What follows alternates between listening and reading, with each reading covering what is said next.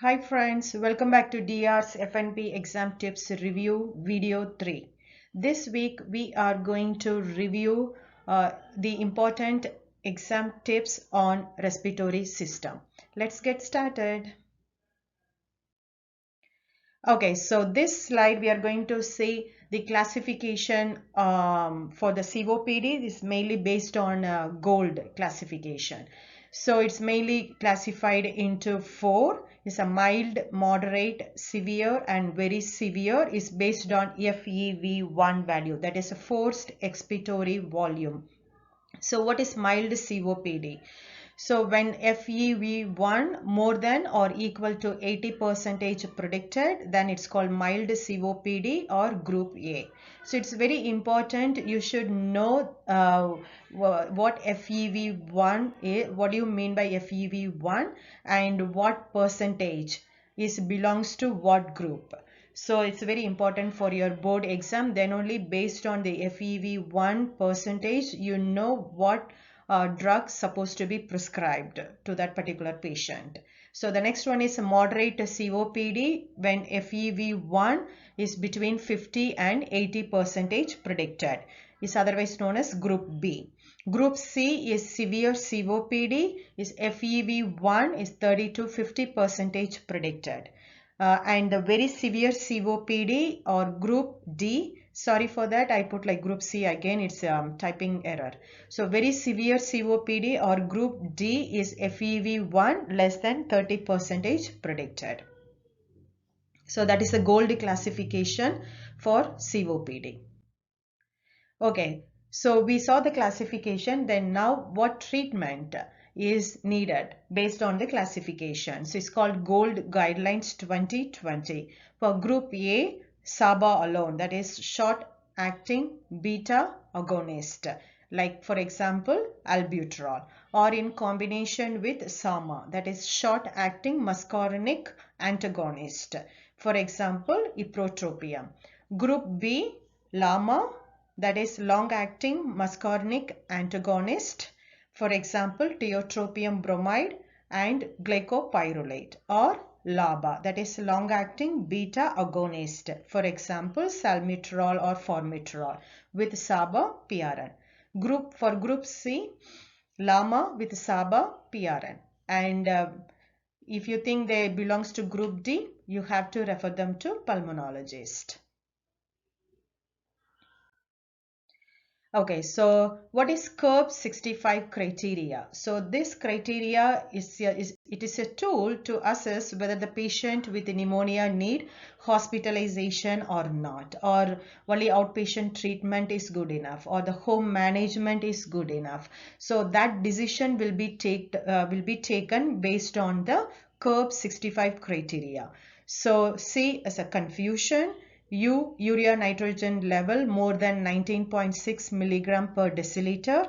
R is a respiration rate more than 30 breaths per minute. B as a blood pressure less than 90 over 60 mm Hg, and age 65 years or older. So each criteria gets 1 point. So the total will be like 5 points, right? So your interpretation is if the score is between 0 and 1, it's considered as low risk. So for them, only the home management is good enough. If the score is 2, probably admission, or we can do close outpatient treatment. If the score is 3 to 5, hospital admission to treat the patient is required. So it's called CURB 65 criteria. You have to memorize all those numbers. What do you mean by C? What is U? What is R stands for? What is B stands for? All those. So then only you know whether they need to get hospitalized or home management or outpatient treatment. Okay, so there are other important points on this slide. What are the two top bacteria that causes community acquired pneumonia? That is a Streptococcus pneumoniae and H. influenzae. Then there are the common two bacteria that causes atypical pneumonia. The first one is Mycoplasma pneumoniae and Chlamydia pneumoniae. If you see the sputum color is rust colored or blood tinged sputum is mainly due to Streptococcus pneumoniae. For COPD patient or smoker with pneumonia, more likely due to H. influenza bacteria. Then what is pertussis? It is a whooping cough and the drug of choice is macrolides. But do you give antibiotic for acute bronchitis? No. No antibiotic for acute bronchitis because it is caused by virus. Okay, so this definitely you're going to get the question, at least one question on this interpretation of the TB skin test result. I got one question on this.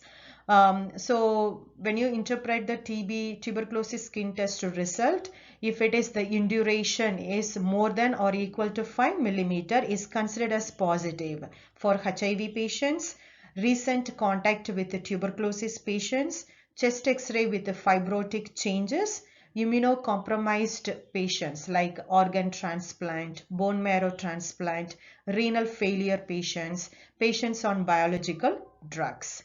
If the TB skin test result is more than or equal to 10 millimeter is considered as positive for who? Recent immigrants from Latin America, Asia, Africa, India, Pacific Island, homeless people, healthcare workers like us, children or adolescents exposed to high-risk injection drug user.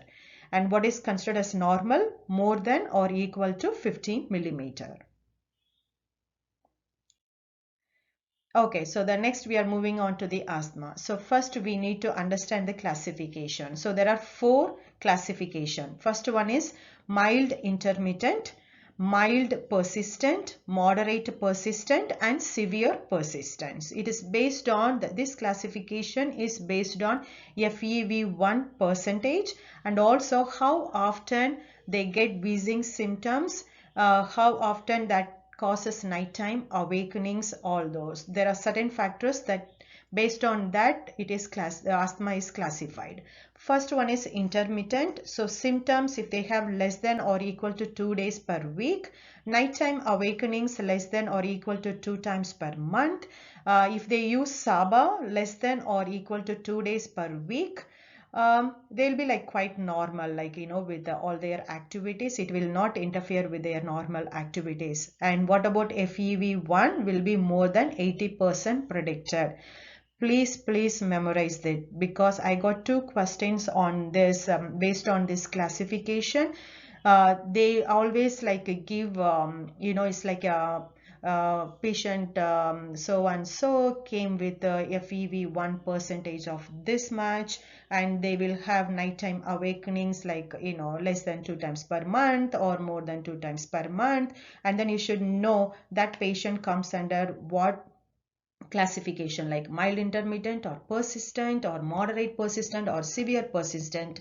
Then only you know what drug of choice to be chose for that particular patient, right? So you have to memorize this classification because it's like the question will be like that. In case of mild intermittent, the symptoms will be like more than 2 days per week but not daily, and they will have nighttime awakenings 3 to 4 times per month, and they use SABA for more than 2 days per week but not daily and not more than 1 times on any day. They'll have minor limitation on their activities and FEV1 will be more than 80% predictor. So mild intermittent and mild persistent FEV1 value is same. But the other things you have to look, nighttime awakenings, how often. So that is the one is pretty much is differentiating whether that patient has mild intermittent or mild persistent. Please, pay attention to that. The next one is moderate persistent, where they have symptoms daily, nighttime awakenings more than 1 times per week, but not nightly. And they use SABA pretty much every day. And then they will have some limitation on their activity. What about their FEV1 will be like between 60 and 80% predicted. And then the last one is severe persistent. So they'll have the symptoms throughout the day, nighttime awakenings 7 times per week, means every day, right? and then they use SABA several times per day and extremely limited activities. And if you look at their FEV1 will be less than 60% predicted. So when they enter into this stage, severe, persistent, then you have to refer them to pulmonologist. Okay, now the treatment recommendations based on the classification. So if you classify them that they have mild intermittent, then the drug of choice is SABA PRN, for example, albuterol. Mild persistent, then low dose inhaled corticosteroids with SABA PRN. Moderate persistent, they need low dose inhaled corticosteroids plus LABA, for example, salbuterol or formoterol, or medium dose inhaled corticosteroids with SABA PRN. Moderate to severe persistent, they need medium dose inhaled corticosteroids plus LABA and SABA PRN. And severe persistent, make sure they will be on high dose inhaled corticosteroids plus LABA along with SABA PRN, but you have to refer them to pulmonologist. Please memorize this treatment recommendation and also the previous slide which I explained about the classification. Okay, so you have to again memorize this Hag mnemonic for the peak expiratory flow rate. So there are three factors which influence the peak expiratory value rate result. What are those three factors? The H is for height, A is for age, and G is for gender. So it's called Hag mnemonic. Okay, height, age, gender. Okay, so there are few more points that you need to know when it comes into respiratory system. So what is the rescue inhaler for asthma is SABA. For example, albuterol. What is the first line drug for asthma is inhaled corticosteroids. So what will happen if the patient use inhaled corticosteroids for a long period of time? What are some of the important side effects or complications that you have to look into that? For example, osteoporosis, growth failure in children, glaucoma and cataracts, immune suppression, hypothalamic pituitary adrenal gland suppression. Then, so if at all you suspect any osteopenia or osteoporosis, then you better do bone density testing to diagnose. And if you suspect cataract or glaucoma, then or if the patient on long-term steroids, you have to recommend them to go for annual eye exams. All right.